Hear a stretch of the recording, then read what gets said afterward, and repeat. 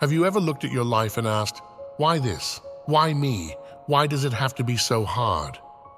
Maybe you felt like the universe is picking on you, like you were handed a heavier load than others. While your friends seem to coast along, you're out here climbing a mountain barefoot, in the rain, with a backpack full of bricks. But what if I told you that none of it is a mistake? What if I told you that you chose it? Long before you were born, before you had a name, before you had a body or even a brain to think with, your soul already knew what it was doing. And it chose this life, this one, with all its heartbreak and struggle and strange twists. Now that might sound crazy. Who in their right mind would choose a life filled with pain? But hang with me for a bit, because by the end of this journey, you might see things very differently. You might just understand why your soul chose this life and why that choice might be the most beautiful, powerful thing you ever did. Let's begin by backing up, way back.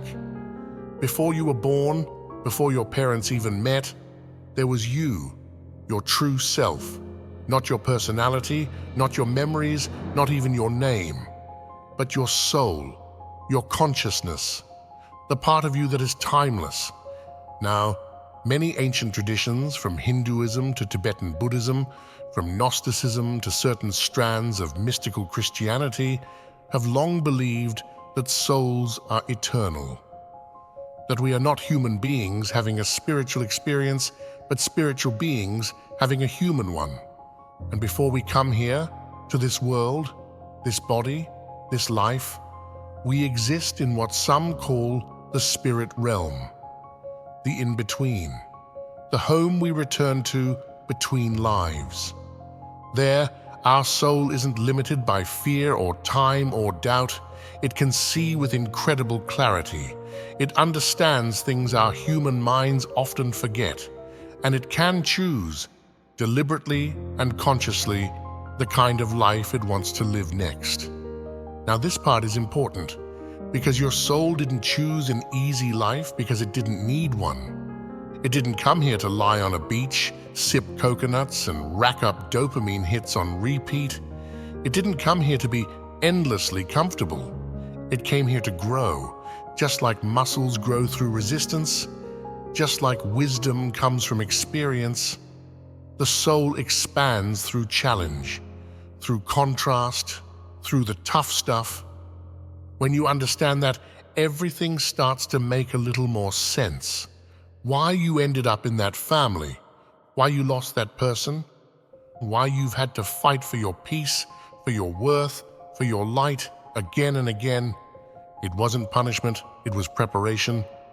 But let's pause here and ask, if all of this is true, why don't we remember? Why don't we arrive into this world with full awareness of who we are and what we came to do? It's a fair question, and the answer is simple but deep, because remembering would defeat the whole purpose. Imagine trying to play a game where you already know every move, every twist, every ending. There'd be no point, no growth, no challenge. To really evolve, the soul needs to forget just enough to make the experience real. So we forget. We're born into this world crying and confused, and slowly learn the rules of the game. We develop egos, we develop fears, we learn to protect ourselves, to seek love, approval, safety. But deep beneath all of that, the soul never forgets.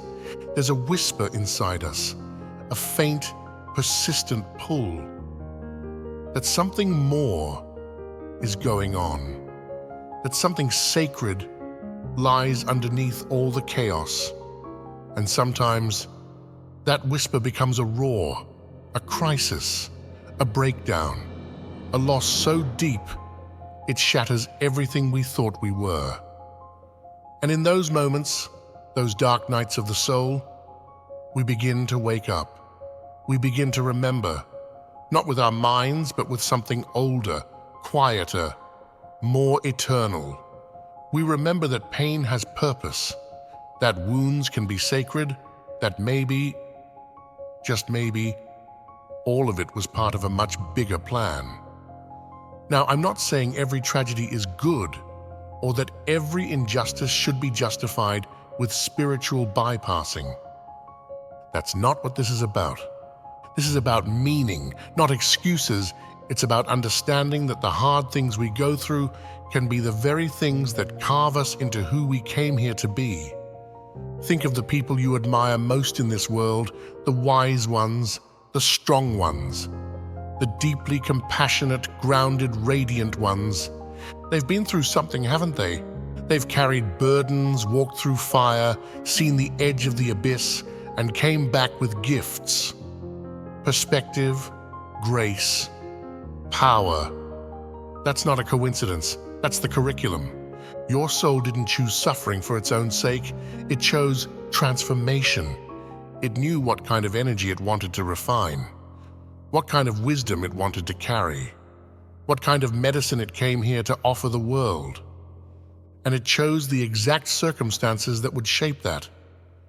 Now maybe you're thinking, okay, sure, but couldn't I have learned all that without the heartbreak? Without the abandonment, the illness, the betrayal? That's valid. But here's the thing. Some lessons can only be learned in the dark. You don't truly understand light until you've been inside shadow.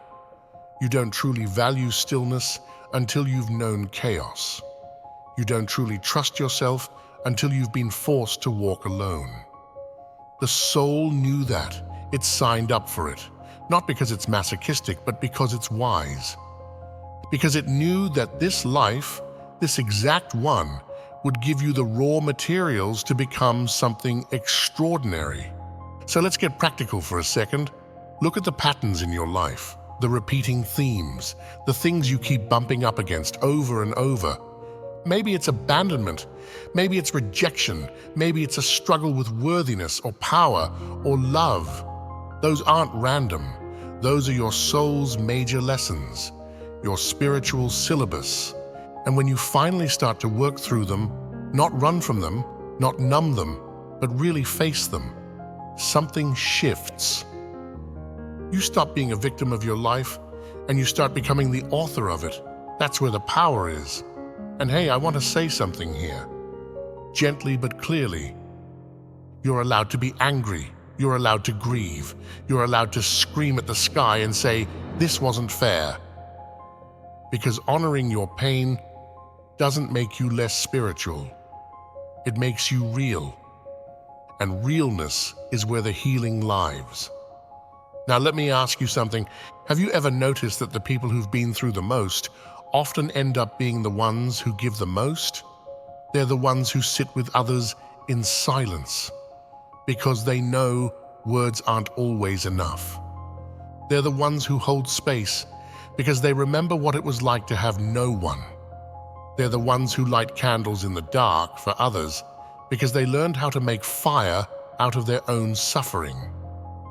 That's not weakness, that's soul wisdom, and it's often the reason we came here, to become a beacon for others, to turn our pain into light, not by pretending it never happened, but by alchemizing it.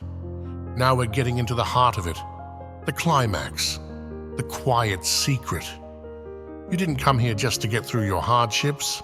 You came here to use them, to turn them into compassion, into clarity, into your calling. Your soul chose a hard life not to break you, but to awaken you, not to punish you, but to initiate you. And if you're listening to this, you're probably already halfway through that initiation. Even if it doesn't feel like it, you're already remembering, aren't you? And if you are, I invite you to share your story. In the comments, if you feel safe to. What have you overcome? What has life tried to teach you again and again? You never know who might need to hear your experience, or how healing it can be to put it into words. And now, as we come to a close, I want to offer you something simple, a shift in perspective. What if, instead of asking, why is this happening to me, you started asking, what is this waking up in me? What if your struggles were not detours, but the exact road your soul chose to take? What if you started to trust that, no matter how lost you feel, something ancient inside you knows exactly where you're going? Because it does, and it always has. You are not broken. You are becoming. And this life, this wild, messy, beautiful, difficult life, is your soul's masterpiece in progress. Don't give up on it. Keep walking. Keep remembering. Keep choosing to grow. You're doing better than you think. And your soul is so proud of you.